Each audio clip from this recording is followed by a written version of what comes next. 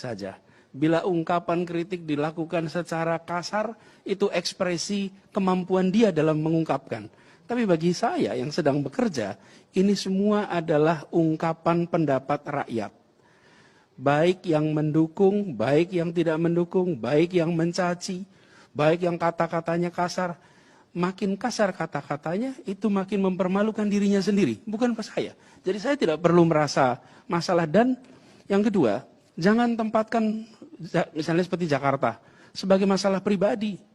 Jadi ini Jakarta nih, saya tempelin di sini. Gitu ya, jangan baper. Jadi jangan bawa perasaan. Ini Jakarta nih, ini kita bahas nih. Ada yang mengatakan plus, ada yang mengatakan minus. Saya sedang diamanati selama 3 tahun terakhir ini mengurus masalah di Jakarta. Apakah masalahnya baru mulai 3 tahun terakhir? Tidak, masalahnya sudah ada lama. Dan kemudian ketika orang mengkritik, rileks saja. Anggap itu bagian dari ungkapan pandangan. Karena itu saya ketika melihat ketika ada kritik keras, kemudian ada bahkan caci maki.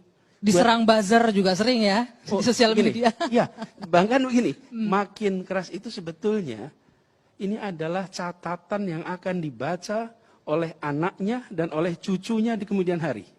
Dan ketika saya hari ini menjawab, jawaban saya juga jawaban yang akan direkam. Ini beda dengan dulu ketika catatan itu tidak ada. Hari ini apa yang kita katakan akan terekam hampir permanen. Ya, ada jejak digitalnya. Nah, itu termasuk bagi buzzer, siapapun yang berungkap itu, jangan sampai di kemudian hari harus mendelete yang ditulis.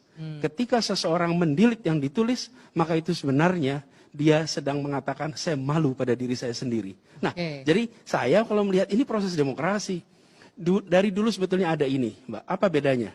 Dulu obrolan warung kopi tidak terdengar. Kenapa? Karena tidak ada medianya. Hari ini ngobrol warung kopi terus tweet. Ngobrol di mana terus tweet. Jadi dulu telinga hanya 2, sekarang telinga ada 1000, ada 2000. Tapi kritik itu bukan hal baru. Kalau berada di wilayah publik, maka dia harus siap untuk menjadi kotak pos kritik dari siapapun. Nah, ini